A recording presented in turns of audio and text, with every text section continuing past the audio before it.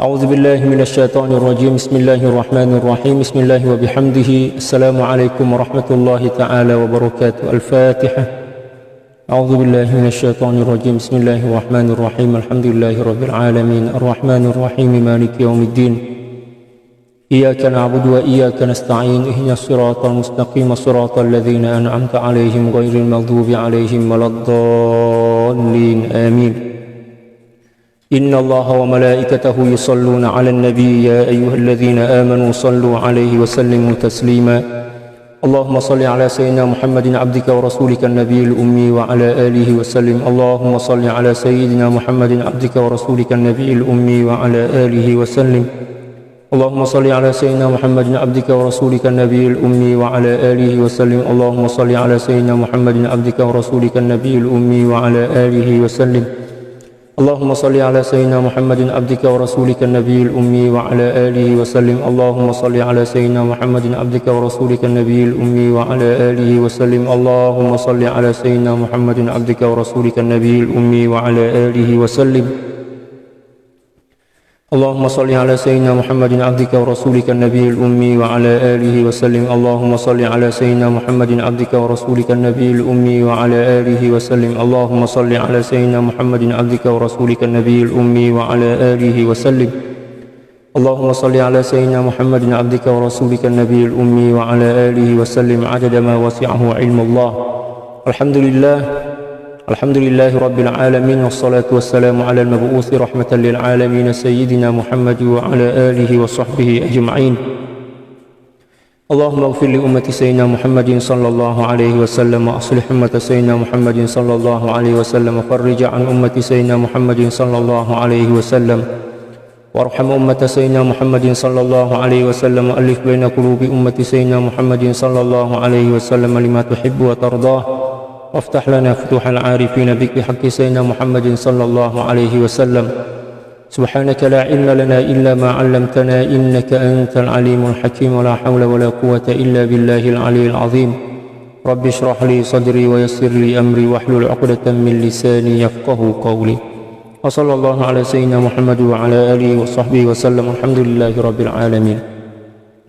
Alhamdulillah, puji syukur kehadirat Allah Subhanahu wa taala. Salawat dan salam semoga senantiasa tercurah ke atas junjungan dan kasih hati kita Nabi besar dan Nabi agung Baginda sallallahu alaihi wasallam, demikian juga keluarga, para sahabat serta orang-orang yang senantiasa mengikuti jejak langkah Baginda sallallahu alaihi wasallam.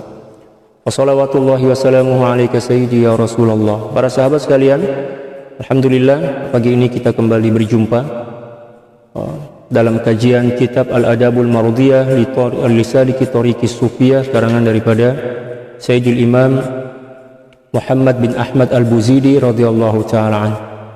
Qala al-muallif radhiyallahu ta'ala anhu wa nafa'ana Allah bi'ulumihi wa 'ulumi syuyukhihi wa syuyukhina wa jami'i awliya'illahi salihin fid dharain Allahumma amin. Pagi ini kita akan membahas tentang hakikat seorang sufi.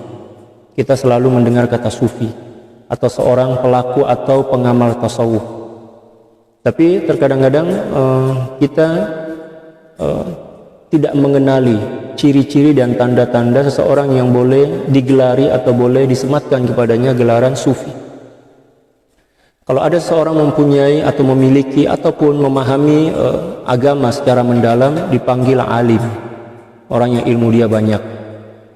Dia memahami agama secara global, demikian juga secara terperinci, dipanggil alim. Adapun bila mana seseorang mempunyai kepakaran khas tentang hukum hakam, dipanggil faqih.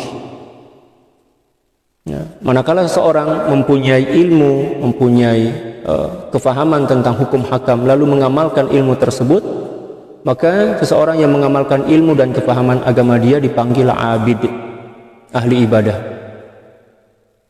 Adapun seorang sufi adalah seorang yang telah sampai kepada kemuncak kesempurnaan ihsan. Pada diri dia kena ada ilmu, ada kefahaman tentang hukum hakam, ada amal, ada keikhlasan, ya. Dan pada akhirnya dia kena ada juga kesempurnaan ma'rifah kepada Allah Subhanahu wa taala. Barulah seorang itu dipanggil sufi. Adapun bila mana baru mengenal tasawuf, baru mengamalkan atau baru memulakan pengamalan tasawuf, tak dipanggil sufi lagi. Tapi dipanggil salik, seorang yang sedang menempuh perjalanan kerohanian. Bila mana dia melakukan perjalanan atau menempuh perjalanan kerohanian ini dibimbing oleh seorang mursyid, barulah dia dipanggil sebagai seorang salik. Tapi bila mana dia jalan seorang-seorang tanpa bimbingan seorang mursyid, walaupun dia banyak ilmu dan amal, maka tak dipanggil salik, akan tetapi dipanggil abid, ahli ibadah aja, bukan salik. Dan bila mana seorang telah sampai pada kemuncak suluk ataupun perjalanan kerohanian, barulah seorang itu dipanggil wasil. Dipanggil wasil. Nah, bila mana dia telah sampai pada kesempurnaan atau sampai kepada titik titik kesempurnaan ma'rifah. Kalau tadi kan baru sampai kepada ma'rifah, baru sampai lagi dipanggil wasil, orang yang telah sampai pada tujuan tapi belum sampai kepada titik asal daripada tujuan itu, baru sampai pada sempadan. Misal seorang yang masuk ke Selangor misalkan, di situ kan ada gerbang negeri Selangor. Bila mana dia telah merentasi gerbang tersebut, sempadan tersebut, maka seseorang itu boleh dipanggil seseorang yang telah wasil, sampai pada sempadan maqamul ihsan.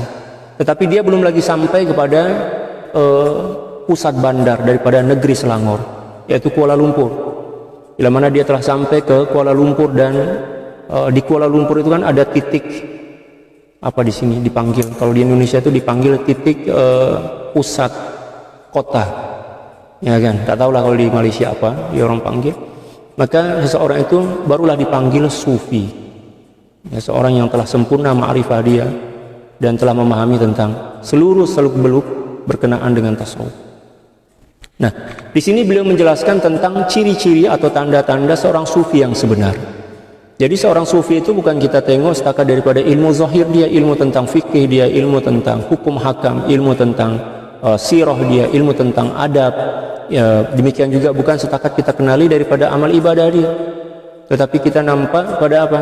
Pada maqam dia, akhlak kerohanian dia. Kita nampak nanti. Beliau berkata, qala radhiyallahu ta'ala an, as-sufi la yara li nafsihi wujudan.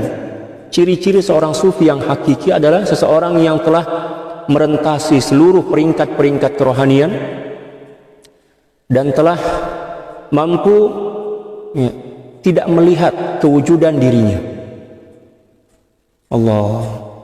Nah, pada ayat yang pertama atau permulaan daripada ayat ini, beliau menjelaskan kepada kita tentang satu ciri asas yang kena ada dan melekat pada seorang yang ingin dipanggil sebagai seorang sufi, yaitu seorang yang senantiasa berada dalam keadaan fana. Jadi kalau ada orang yang tak fana, walaupun ibadah dia 1000 rakaat sehari semalam misal, ya, dia tak tidur malam, tapi dia masih nampak diri dia, masih melihat pada ibadah dia, tak dipanggil sufi, masih dipanggil seorang abid, ahli ibadah aja, bukan sufi. Adapun seseorang bila mana telah sampai pada peringkat yang mana dia tak nampak dah rasa kewujudan, tak nampak kewujudan dia, yang nampak setakat kewujudan Allah Subhanahu wa taala, maka ciri pertama atau tanda pertama seorang sufi itu telah melekat pada diri dia. Dan inilah yang paling berat, ya, membuang rasa kewujudan kita, ya, menyirnakan atau sirna dari rasa kewujudan. Ini paling berat, yang dipanggil dengan maqamul fana. Wa in ra'a wujudan ghaira wujudil haqqi faqad dhalla wallahi 'anit thariq. Dan bila mana seorang sufi ini yang mendakwa diri sebagai seorang sufi melihat kewujudan selain kewujudan Allah Subhanahu wa taala, maka dia telah tersasar jalan. Dia telah tersesat jalan daripada jalan kesufian. Jadi tak dipanggil sebagai seorang sufi, tetapi tak boleh dipanggil juga sebagai seorang yang sesat keluar daripada Islam. Tak, maksudnya dia setakat keluar daripada lorong kesufian tu, jalan kesufian, dia keluar. Dipanggil sebagai seorang awam, walaupun ibadah dia hebat, ilmu dia setinggi langit pun, walaupun setinggi langit, tapi bila mana dia dalam beribadah masih nampak kewujudan diri, ya, masih ada rasa keakuan, ya kan, maka dia dipanggil setakat dipanggil abid, ahli ibadah, tak dipanggil sufi. Sebab seorang sufi ini adalah seorang yang telah mampu melebur rasa kewujudan dan keakuan. Allah. Idh man ghaba 'anil asya'i la yaraha, karena sungguhnya seorang yang telah fana atau telah hilang dari rasa kewujudan ketika mana memandang segala sesuatu, maka dia tidak akan memandang sesuatu itu. Ada orang yang mendakwa yang diri dia ini fana, tapi masih lagi nampak ada kipas yang pusing-pusing, nampak ada lagi kereta, lampu, handphone, ada apa dia kalam atau pen, dia nampak pen itu yang bergerak. Demikian juga ada mikrofon. Maknanya tak fana lah tuh, maknanya dia tipu aja. Jadi kita tak boleh menipu Allah Subhanahu wa taala, sebab Allah Subhanahu wa taala Maha mengetahui apa yang berlaku pada diri kita. Kita mungkin boleh menipu orang awam, boleh menipu masyarakat awam, tetapi kita tak boleh menipu para aulia. Sehebat apapun kita menipu berpura-pura di hadapan seorang wali mursyid, ya, yang kita ini seolah-olah dalam keadaan fana, ya, malah semakin menyebabkan akan nampaklah kebodohan kita, kejahilan kita. Ya, para aulia tahulah yang seorang itu betul-betul fana aja atau berpura-pura. Malah terkadang ada seorang yang sedang fana, ya, sedang karam dalam mencintai Allah Subhanahu wa taala, dia berusaha mencoba untuk menghilangkan kesan fana itu. Tapi tak boleh, para aulia ini boleh mengesan. Ya. Malah walaupun seseorang itu bersembunyi, berselindung di sebalik tembok yang begitu tebal dalam keadaan fana, aura daripada kefanaan itu boleh terhidu oleh para aulia. Demikian juga kepura-puraan kita datang di hadapan syekh seolah-olah kita dalam keadaan fana. Syekh tahulah, dan itu akan menambah sifat munafik dalam diri kita. Ya, kun anta kama kunt, kata para ulama, jadilah dirimu sendiri, jangan kamu berpura-pura. Ya kan? Yang dimaksud jadi diri sendiri adalah sesuai dengan aturan syariat, bukan sesuai dengan keinginan dan selera kita. Ya kan, ada dalam perkataan para ulama, kun anta kama kunta wa ta'addab ma'allahi fi. Jadilah dirimu sendiri, tetapi dengan syarat kamu harus menjaga adab bersama Allah. Dan memang kita disuruh untuk menjadi diri kita sendiri. Maksudnya tidak berpura-pura dalam melakukan sesuatu, tetapi kita terikat oleh syariat dan adab. Nah, itu yang perlu kita ingat dengan baik. Seorang sufi yang hakiki, yang sebenar, dia tidak akan memandang kepada makhluk dah. Ya, sebab bila mana dia memandang kepada makhluk, kewujudan makhluk secara independen, secara bersendirian tanpa kewujudan Allah Subhanahu wa taala, maka itu menyebabkan dia terkeluar daripada golongan para sufi. Jadi seorang sufi ini bukan dakwaan. Sufi, ahli apa dia? Gelaran sufi bukan dakwaan.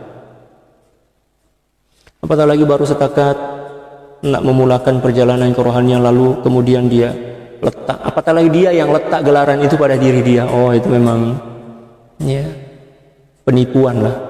Sufi itu adalah gelaran yang disematkan oleh seorang mursyid kepada seseorang yang cukup syarat sebagai seorang sufi. Bukan disematkan oleh masyarakat. Oh, ini ahli zikir, boleh kita panggil sufi. Ini ahli wirid, boleh dipanggil. Bukan. Sufi itu adalah gelaran keagungan, gelaran kemuliaan yang disematkan oleh para aulia. Para aulia yang menyematkan gelaran sufi itu kepada wali yang lain, bukan kepada orang awam, dan bukan juga orang awam yang menyematkan kepada para ulama, bukan. Ya. Samalah seseorang itu dibagi gelaran profesor misal. Adakah gelaran itu dibagi oleh budak-budak tadika? Bukan. Itu melalui institusi, melalui kajian, melalui seleksi, melalui saringan kalau di sini orang panggil, yang begitu ketat. Apatah lagi sufi. Sufi itu adalah gelaran kemuliaan dan keagungan. Ya, sebab bila mana seorang telah bergelar sufi, maka yang kita paham daripada gelaran itu, seseorang itu adalah seorang yang faqih, hafaz Al-Quran, hafaz hadis-hadis baginda, ya, menguasai usulul fiqh, qawaidul fiqh, menguasai tafsir dan lain sebagainya, ilmu-ilmu yang lain. Demikian juga kita akan paham bahwa dia bukanlah setakat seorang yang berilmu dan faqih, tetapi dia adalah seorang yang mengamalkan seluruh ilmunya. Bukan setakat itu aja, tetapi dipastikan bahwa seorang sufi ini adalah bukan setakat yang mengamalkan ilmunya, tetapi juga ikhlas dalam beramal. Bukan setakat itu aja. Ya, sebab ada orang yang ikhlas dalam beramal, tetapi amal itu tak mampu lagi untuk mencipta akhlak kerohanian dalam diri dia. Kena ada mujahadah lagi. Nah, seorang sufi adalah seorang yang semua ada. Ilmu dia ada, akhlak dia ada. Demikian juga amalan dia ada, keikhlasan dia, kejujuran dia. Ya. Dan dia telah mampu untuk sampai pada peringkat di mana Ya, dia tak nampak kewujudan selain kewujudan Allah Subhanahu wa taala. Sampai kepada maqamul fana. Oleh sebab itu kita tak boleh menyematkan satu gelaran apapun juga kepada seorang yang tak layak dan tak cukup syarat untuk menerima ataupun untuk memikul ya gelaran tersebut. Sebab itu akan menghancurkan diri dia. Kita di Malaysia, demikian juga di Indonesia atau di Asia Tenggara secara amnya, masyarakat suka-suka hati bagi gelaran kepada ustadz-ustadz selebriti misal, atau ustadz secara umum lah. Oh ini tuan guru nih, ini syekh, ini apa orang yang panggil, kalau di Indonesia kiai, ya kan, tuan guru sama juga, tanpa memandang kepada syarat-syarat yang melayakkan dia atau membenarkan dia untuk memikul sematan gelaran itu. Sehingga bila mana dia telah terlanjur dipanggil tuan guru atau syekh dalam keadaan ilmu ilmu dia cetek, dia akan malu bila mana ada soalan. Bila mana ada soalan, dia akan malu untuk tidak menjawab. Ya kan? Ada masyarakat bagi soalan itu biasa aja sebenarnya, tapi dia tak paham. Soalan pun tak paham, apatah lagi jawaban. Dia mencoba untuk menghayal, untuk ya, mereka-reka, mananya untuk berimajinasi, mencari jawaban-jawaban yang sesuai dan akal pikiran dia, lalu disampaikanlah kepada masyarakat, dan itulah yang menjadi fitnah. Ya. Oleh sebab itu gelaran ini adalah amanah. Manakala amanah dalam Al-Quran, kita diwajibkan untuk menyerahkannya, untuk memberikannya kepada orang-orang yang memang layak ya, untuk menerima amanah itu.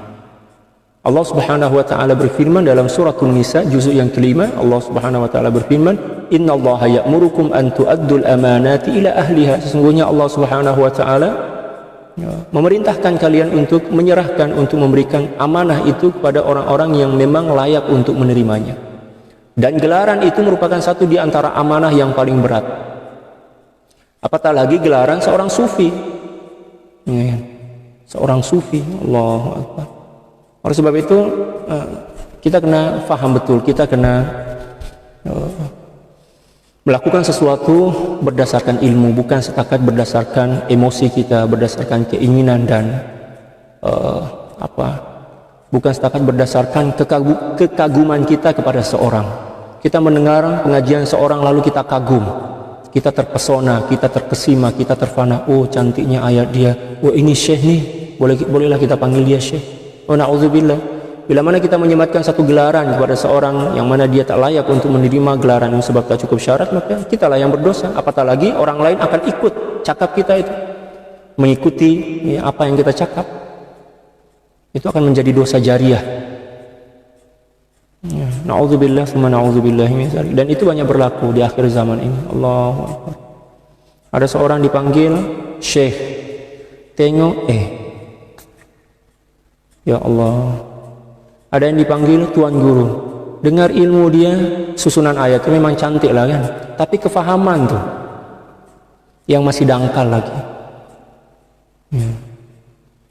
Panggil apa yang paling rendah, panggilan orang yang paham tentang agama itu pelajar lah. Tapi tak kalah ada orang yang nak dipanggil pelajar kan, sebab dah terbiasa dipanggil ustaz. Kalau dalam bahasa Arab, ustadz itu adalah guru besar, atau dipanggil kalau dalam istilah kita profesor lah. Ustadz itu profesor. Oleh sebab itu orang Arab bila mana datang ke kampung kita, ke negara kita, dengar ramainya ustadz, umur baru 17-18 tahun, dia orang terkejut. Ustadz? Alal hakikoh, dia orang tanya, betul gak ini dia ustadz? Ustadz lah. Ustadz mengikut gelaran kita. Dia orang tanyalah, apa maksud daripada ustaz? Ustaz itu pelajar sebenarnya. Kenapa pula istilah ustaz itu disematkan kepada pelajar? Dalam bahasa Arab ustaz itu profesor. Kalau kita panggillah tolib lah, tolibul ilmi, itu sebenarnya lebih layak lah. Ustaz-ustaz yang kita panggil ustaz di negara kita, di Indonesia, di Malaysia ini, yang ilmu dia tak seberapa, tak diiktiraf lagi oleh para ulama, panggil tolibul ilmi sajalah, cukup dah tu. Ya, sila talibul ilmi Sultan Mujahidin ya, bagi kuliah macam tu. Tapi kalau panggil ustaz itu rasa beban, ya kan, rasa beban. Tapi itulah istilah yang memang telah melekat dan telah menjadi tradisi dan budaya dalam kehidupan kita sebagai orang Melayu, orang Indonesia. secara amnya. Tapi tak apalah. Ya, tak apalah. Allahu Akbar.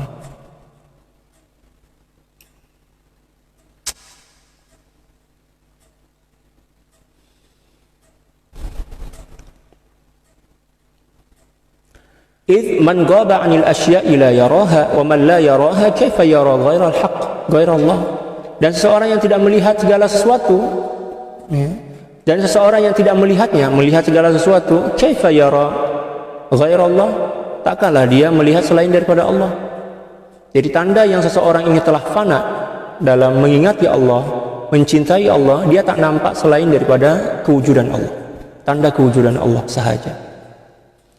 Bila mana dia masih nampak lagi kesan makhluk dalam jiwa dia, dalam basirah dia, maka itu tanda bahwa dia sedang tidak bersama Allah. Hati kita tak mampu menampung dua benda dalam satu masa. Ma ja'alallahu li rajulin min qalbayni fi jawf. Firman Allah dalam surah Al-Ahzab. Tidaklah Allah Subhanahu wa taala mencipta dua hati dalam satu dada manusia. Maknanya sama manusia tak mampu mengingat dua benda dalam satu masa. Bila mana dia mengingati Allah Subhanahu wa taala, tanda yang dia mengingati Allah Subhanahu wa taala, dia lalai. Ya, dia lupa. Dia tidak memandang kepada seluruh makhluk, hatta kepada diri dia sendiri, hatta kepada kewujudan diri dia sendiri. Barulah seorang benar-benar dikira sebagai seorang yang telah berzikir kepada Allah. Allah Subhanahu wa taala berfirman dalam suratul Kahfi, "Wadhkur rabbaka idza nasit." Maka ingatlah Tuhanmu ketika mana kamu lupa. Maksudnya apa? Kamu dikira sebagai seorang yang benar-benar telah berzikir kepada Allah ketika kamu berzikir, bila mana zikir itu menyebabkanmu telah lupa kepada segala sesuatu selain daripada Allah, hatta kepada dirimu sendiri. Tapi kalau ada orang yang sedang berzikir, masih lagi sedang, ya, dia masih lagi dengar bunyi tasbih itu, masih lagi rasa berada dalam satu bilik khas, misal nampak lampu, nampak meja ke hadapan dia, ya, nampak pen yang dia pegang, maknanya tak berzikir lah itu. Belum sampai lagi pada hakikat zikir, baru setakat kulit-kulit zikir lah. Tapi tak ada masalah, itu lebih baik dibandingkan tak berzikir langsung, ya kan?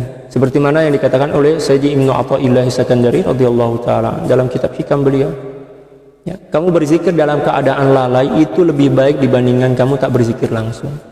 Moga-moga dengan dalam keadaan kamu berzikir, ya, dengan kelalaian, Allah Subhanahu wa taala akan membawa hatimu untuk ingat kepadanya, ya, atau berzikir dalam keadaan hadir hati bersama Allah. Ya, seperti itu. Ada peringkat-peringkat zikir seperti mana yang telah pun selalu saya sampaikan. Ada 3 peringkat zikir.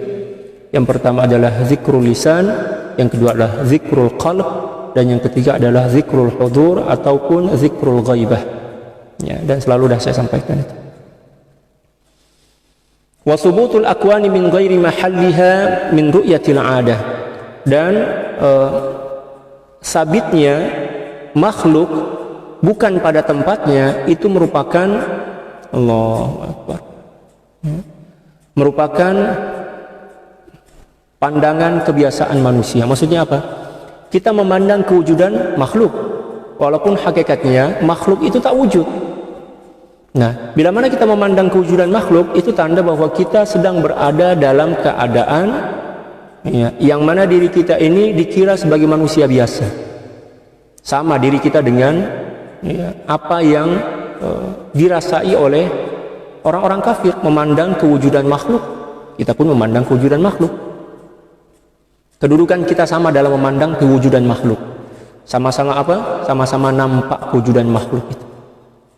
Ketika mana mata kita, hati kita memandang kepada makhluk, yang nampak adalah makhluk. Oh, itu adalah pandangan orang awam dan pandangan seluruh makhluk. Ya. Wa kaifa yathbutuha min mahalliha man lam yakhriq min nafsihi al-'adah.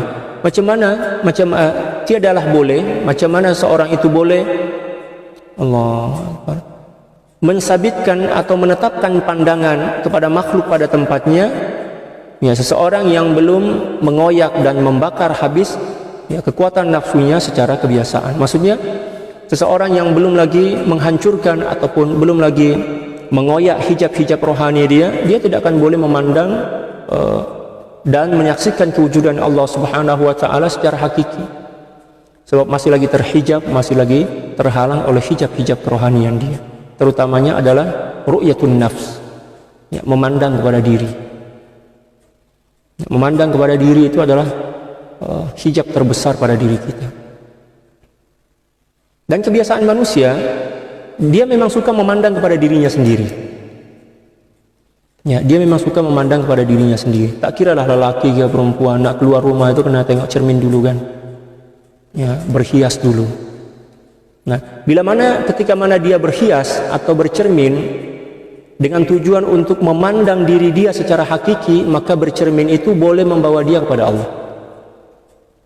Tetapi bila mana dia ingin memandang atau dia bercermin setakat melihat rupa zahir dia, maka bercermin itu akan semakin menjauhkan dia daripada Allah. Zaman dahulu ada seorang ulama, dia sedang berkhalwat atau beruzlah, kalau dalam istilah kita bersuluk. Yang dia bawa setakat cermin je, cermin kaca. Tak bawa tasbih pun. Tiap hari dia memandang wajah dia. Dia memandang wajah dia. Bukan nak tengok hidung yang mancung ke tak mancung. Bukan nak tengok alis dia macam semut yang berbaris ke tak. Ya kan? Tapi dia memandang hakikat diri dia melalui cermin itu. Dia tengok, oh betapa lemahnya saya. Dia memandang kepada mata dia, dia cakap kepada mata dia? Hei mata, kamu dicipta oleh Allah Subhanahu wa taala untuk melihat benda-benda yang elok. Nanti bila mana kamu bermaksiat di dunia ini, di akhirat nanti mata kamu akan kena cucuk. Nah, macam itulah cara dia memandang kepada mata dia. Kalau kita, yang kita pandang kepada mata kita lentik, apa dia bulu mata kita kan? Berdiri ke atau tak? Ya, bibir kita merah kita, ya gigi kita putih kita, alis kita, mata kita, itu yang kita nampak. Sehingga yang sepatutnya ketika mana kita bercermin itu boleh memperkenalkan atau boleh mengenalkan diri kita sendiri tentang hakikat kelemahan kita di hadapan Allah, malah menyebabkan kita jauh daripada Allah. Sebab apa? Ya, dalam bercermin kita tak tahu kaedah dia. Kita tak faham tentang kaedah bercermin. Ya. Ada seorang sufi macam itu. Dia masuk ke bilik khas dia untuk berzikir dengan setakat membawa cermin je. Dia tengok, bila mana dia pandangan dia fokus kepada mata, dia akan berkata kepada mata, wahai mata, celakanya kamu. Allah tidaklah mencipta kamu kecuali untuk melihat benda-benda yang elok, untuk membaca Al-Quran, melihat tanda-tanda kekuasaan Allah Subhanahu wa taala. Demikian juga ketika mana dia memandang kepada lisan dia, kepada mulut dia, dia berkata kepada mulut dia, celakanya kamu mulut. Kamu dicipta oleh Allah Subhanahu wa taala bukan untuk mengumpat, bukan untuk menceritakan keaiban orang lain, bukan untuk menghina dan mencaci maki orang lain. Lisan kamu dicipta oleh Allah Subhanahu wa taala untuk berzikir, untuk berkata-kata yang baik, untuk memberi nasihat, untuk berdoa, untuk bermunajat kepada Allah Subhanahu wa taala. Demikian juga ketika mana dia melihat telinga dia cakap kepada telinga, wahai telinga, celakanya kamu. Kamu tidaklah dicipta untuk mendengar perkataan-perkataan yang kotor, yang jahat, perkataan umpatan-umpatan daripada orang lain tentang diri orang lain.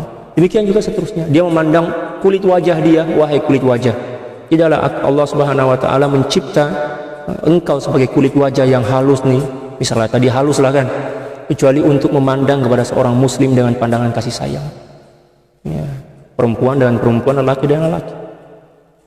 Demikian juga ya, hidung dia nampak, wahai hidung, tidaklah Allah Subhanahu wa taala mencipta engkau kecuali untuk bernapas, yang mana setiap nafas yang keluar daripada rongga hidung itu ya, akan dimintai pertanggungjawaban di hadapan Allah Subhanahu wa taala.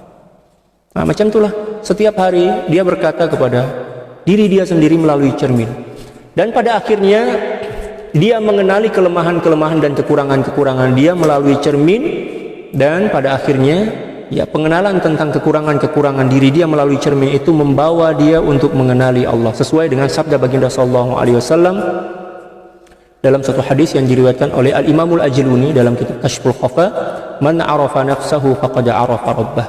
Siapa orang yang telah mengenali dirinya dengan seluruh kekurangan dan kelemahannya, maka dia telah mengenali Rabbnya, yaitu Allah Subhanahu wa taala. Jadi Islam tidak melarang kita untuk bercermin, malah baginda sallallahu alaihi wasallam mengajarkan kita tentang cara bercermin. Ya, malah ketika baginda sallallahu alaihi wasallam meninggal dunia, kembali kepada Allah kekasihnya, yang beliau wariskan kepada keluarga, ahli keluarga beliau bukan duit, bukan emas, tetapi cermin. Yang pertama cermin kaca untuk bercerminlah. Yang kedua sisir, di sini orang panggil apa? Sikat rambut. Kalau dalam bahasa Indonesia sisir, dalam bahasa Indonesia. Yang ketiga itu celak, apa dia? Kohol, apa mikhal, apa untuk macam itulah. Ya. 3 benda itu aja. Ada satu lagi, kendi. Kendi ini tempat berkirbah. Kalau dalam bahasa Arab kirbah itu adalah satu tempat air yang terbuat daripada sulaman kulit kambing, dipanggil kirbah untuk berwudu. Itu aja. Ya. Seolah-olah tentang apa yang ditinggalkan oleh baginda sallallahu alaihi wasallam diantaranya cermin, kita diajak untuk banyak-banyak bercermin, tapi bukan untuk melihat kesempurnaan rupa kita, tetapi untuk mengenal dan melihat tentang kekurangan-kekurangan kita, untuk mengenali kekurangan kita, kelemahan kita. Coba aja sehari tengok aja, pandang aja kepada cermin itu, berkata kepada diri kita sendiri tentang tanggung jawab mata, hidung, telinga, mulut, mesti akan menangis. Dan bayangkan bagaimana beratnya pertanggungjawaban di hadapan Allah Subhanahu wa taala. Bila mana kita telah mampu menangisi seluruh kesilapan dan dosa-dosa yang telah dilakukan oleh anggota tubuh kita, maka muka itu akan bertukar menjadi muka yang ceria, bercahaya, tanpa perlu make up. Macam itu. Tapi bila mana seorang rajin berhias, make up misal, tapi tidak pernah bermuhasabah tentang apa yang telah dilakukan oleh mata dia, telinga dia, walaupun make up dia tebal dia 1 inci misal, 2 inci, nampak cantik daripada jauh tapi tak berseri, tak ada cahaya. Ya kan? Rajin-rajinlah bercermin, tetapi untuk mengenali dan mengetahui tentang kekurangan-kekurangan diri kita, bukan untuk memuji, oh cantiknya alisku, saya aja yang punya alis macam ini. Sini orang panggil alis. Sini, ini alis. Oh hidung saya mancungnya, tengok gambar kawan saya ini hidung dia pesek, saya mancung. Ya kan? Mula memuji diri. Bila mana kita memuji diri melalui cermin itu maknanya kita sedang merendahkan diri kita, sedang merendahkan dan menghina diri kita sendiri di hadapan Allah Subhanahu wa taala. Para sahabat pun selalu bercermin. Tujuannya adalah untuk mengenali kekurangan dan kelemahan diri. Tapi kalau bercermin tujuan untuk memuji, untuk menyanjung diri sendiri, tak payah bercermin. Ya. Keluar daripada rumah tak payah guna cermin, sebab itu akan merosakkan akidah kita. Nanti bila mana kita keluar setelah kita bercermin kat rumah, kita nampak hidung kita mancung, alis kita berbaris macam semut yang berbaris misalkan. Jumpa dengan orang lain, kita akan membanding-bandingkan diri kita dan orang lain. Tengok, itu tak seberapa cantik lah hidung dia. Dia terbayang saat dia bercermin, oh hidung saya. Nauzubillah. Dan bila mana kita berjumpa dengan seorang, kita menyangka dan mengira seolah-olah orang itu sedang memuji dan sedang menyanjung rupa cantik kita. Walaupun sebenarnya orang itu tak pandang bulu pada diri kita, tapi kita perasan. Sini orang panggil perasaan. Seolah-olah orang itu memandang kita, memuji kita, menyanjung kita, takjub kepada kita. Na'udzubillah. Itu orang gila. Orang gila. Kena bawa ke hospital, tak tahulah hospital, rumah sakit jiwa apa? Penyakit jiwa kat sini mana. Adapun seseorang yang bercermin, ini kaidah bercermin dalam Islam, dalam tasawuf, yang senantiasa bercermin dengan tujuan muhasabah, Allahu Akbar, dia akan memandang diri dia sebagai makhluk yang paling hina, yang paling rendah, yang paling jahil, yang paling banyak dosa di dunia ini. Allahu Akbar. Wal ghaibatu anha la takunu ghaibatan illa idza kanat halan la ilman. Adapun seseorang yang telah ghaib atau telah berada pada maqamul fana dari memandang kepada makhluk, maka kefanaan atau ghaibah itu tidaklah berlaku kecuali dirasai oleh jiwa, bukan setakat dalam fikiran. Kalau ada orang yang merasa atau ada orang yang mengira bahwa diri dia sedang fana dengan akal dia, itu tanda bahwa diri dia tak fana. Sebab seseorang yang sedang fana, dia tak sedar yang diri dia sedang fana. Terkadang ada orang cakap, saya tenggelam dalam zikir kepada Allah. Kita rasa diri tenggelam dalam berzikir kepada Allah, itu tanda yang kita tak tenggelam. Iya kan? Selalu kita Allah, kita rasa seronoknya, saya sedang bersama Allah nih. Kita rasa sedang bersama Allah itu tanda kita sedang jauh daripada Allah. Demikian juga ketika mana seorang sedang merasa diri fana bersama Allah, tenggelam, karam dalam merindui, mencintai Allah sampai dia menangis-nangis. Tapi dia masih lagi merasai titisan air mata yang jatuh daripada mata dia, berapa titis misalnya. Itu tanda bahwa dia sedang tidak bersama Allah. Dia jauh daripada Allah lagi, masih lagi jauh daripada Allah.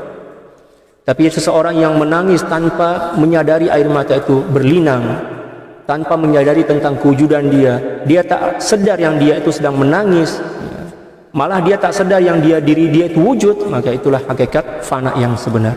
Dan keadaan atau hal keadaan seperti ini, sebegini tidak akan pernah dilalui, tidak pernah dirasai dan dikecapi oleh seorang, kecuali bila mana dia mengambil tarbiyah daripada seorang mursyid, seorang syekh mursyid yang wasil, muwassil, kamil dan mukammil. Adapun seorang yang tidak dibimbing oleh seorang mursyid, semakin banyak ibadah dia akan semakin jauh daripada Allah. Sebab dia terhijab oleh ibadah dia. Dia rasa diri semakin mantap, semakin hampir kepada Allah. Rasa diri semakin seolah-olah dia semakin soleh, semakin mulia. Na'udzubillah. Itu adalah tipuan nafsu. Kama yadhunnu katsirun mimman yadda'i at-tasawwufa wa huwa fi awaid nafsihi mukabbalun bisalasil aghyari wal aqdar. Seperti mana yang disangkakan oleh kebanyakan orang yang mendakwa sebagai pengamal tasawuf, walaupun sebenarnya dia masih lagi terbelenggu oleh rantai-rantai bayang-bayang makhluk dan kekeruhan. Allah, ramai di antara orang yang belajar tasawuf baru setakat belajar dah mendakwa yang dia itu seorang sufi.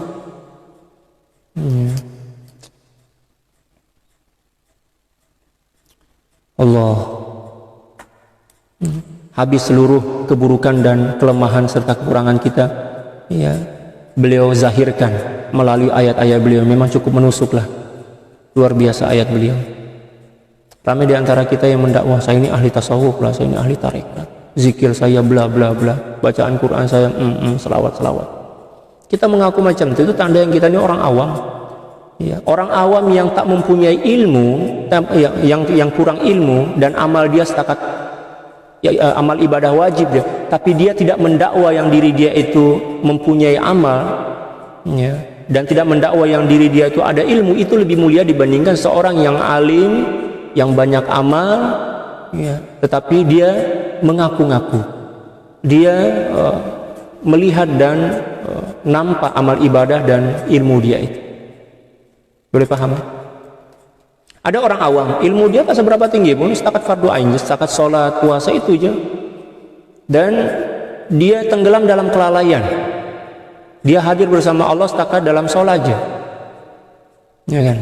Ini sebenarnya buruk juga, ini buruk juga lah, sebab kita dicipta oleh Allah Subhanahu Wa Taala dengan tujuan ibadah. Tapi kita nak membandingkan seorang awam yang tidak mendakwa diri dia hebat, sebab memang tak ada yang boleh dibanggakan, sebab dia setakat melakukan ibadah-ibadah wajib, kan?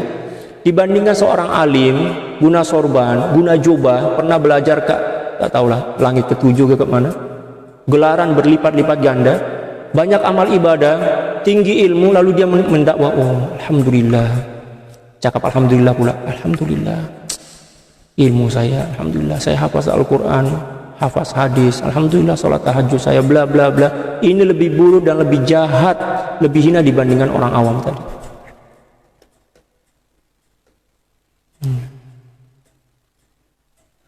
Malah ada juga ulama yang mengatakan bahwa dia ini lebih buruk dibandingkan iblis. Sebab iblis itu sekali dia mendakwa yang dia itu berilmu, yang dia itu lebih mulia dibandingkan Nabi Adam. Tapi kita pula senantiasa berulang kali. Na'udzubillah, tsumma na'udzubillah. Ini yang perlu kita perbetulkan dalam diri kita. Ruginya kita banyak ibadah tetapi sifat sombong, sifat keakuan, sifat ego masih lagi bersemayam dalam diri kita. Rugi, hancur seluruh amal ibadah kita. Tak ada guna, sia-sia.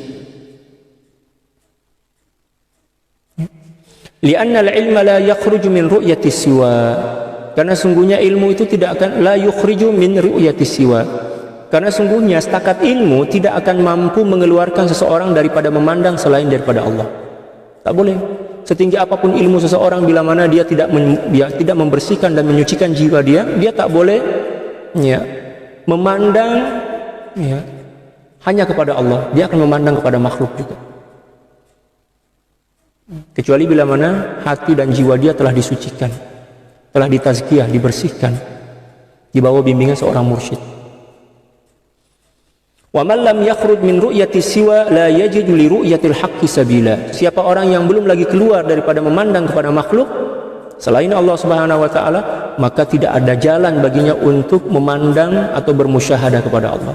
Maksudnya apa? Selagi hati kita memandang kepada makhluk, maka hati kita tidak akan pernah mampu untuk memandang dan menyaksikan kebesaran Allah Subhanahu wa taala. Lianna man ra'al haqqa la yaqtur bi balihi ru'yatu siwa. Karena sungguhnya seorang yang telah menyaksikan keagungan Allah Subhanahu wa taala tidak akan pernah melintas dalam hati dia pandangan kepada selain Allah. Wah, ini berat. Tapi semua orang boleh dan mempunyai peluang untuk sampai kepada maqam. Janji dia mengambil tarbiyah daripada seorang mursyid. Naam, qabla tamkini yaqturu ala qalbihi siwa. Ya, memang kata beliau, sebelum seseorang itu sampai kepada kesempurnaan ma'rifah kepada Allah, terkadang-kadang lintasan kewujudan makhluk itu melintas dalam hati dia. Lakin kal khayalati allati yaraha an-na'imu fi manamihi, akan tetapi setakat macam bayang-bayang saja. Lintasan bayang-bayang dalam masa yang ringkas dan singkat, seperti mana mimpi yang berlaku dalam tidur seseorang hamba. Mimpi itu kan sepintas lalu saja kan. Ya, ada orang yang mimpi setakat 2 menit, ada yang mimpi setakat sekelip mata, ya, macam itu. Demikian juga seseorang yang sedang menempuh perjalanan menuju kepada Allah di bawah bimbingan seorang mursyid, sebelum dia sampai kepada kesempurnaan ma'rifah dan musyahadah, memanglah lintasan bayangan makhluk itu melintas dalam hati dia, akan tetapi setakat bayang-bayang, mudah bagi dia untuk menampik atau menepikan bayangan itu, sebab ada bantuan daripada mursyid. Allah, fa idza istayqadha lam yabqa laha wujudun. Seseorang yang sedang tidur, bila mana sedang bermimpi dalam tidur, bila mana dia bangun, maka tidak berbaki bayang-bayang mimpi, atau tidak ada kesan daripada mimpi yang dia nampak tadi dalam tidur. Maknanya mimpi itu terus hilang. Begitulah perandaian lintasan dunia atau makhluk dalam hati seseorang yang sedang menuju kepada Allah Subhanahu wa taala, yang telah hampir sampai kepada kesempurnaan ma'rifah. Allah Subhanahu wa taala berfirman, "Idza massahum ta'ifun minasyaitani tadzakkaru fa idza hum mubsirun." Bila mana mereka digoda oleh bisikan syaitan, seketika itu juga mereka ingat kepada Allah Subhanahu wa taala dan menyadari bahwa mereka sedang lalai daripada Allah.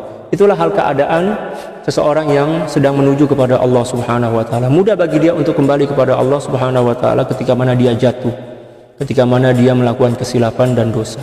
Adapun seseorang yang tidak dibimbing oleh seorang mursyid, sekecil apapun kesilapan yang dia lakukan, maka berat dan sukar baginya untuk kembali kepada Allah, sebab dia tak nampak jalan kembali kepada Allah. Tak ada pembimbing, tak ada guide dia.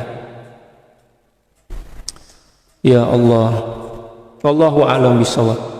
Cukup sekian pengajian kita pada pagi ini. Sebenarnya masih panjang lagi tajuk ini, tapi kalau kita nak baca, kena ada syarahan daripada apa yang kita nak baca. Kalau setakat terjemah macam tu, rugilah kita. Walaupun sikit, janji kita faham dan boleh meresapi, boleh mengamalkan. Walaupun sikit lah kita amalkan. Allahu a'lam bishawab.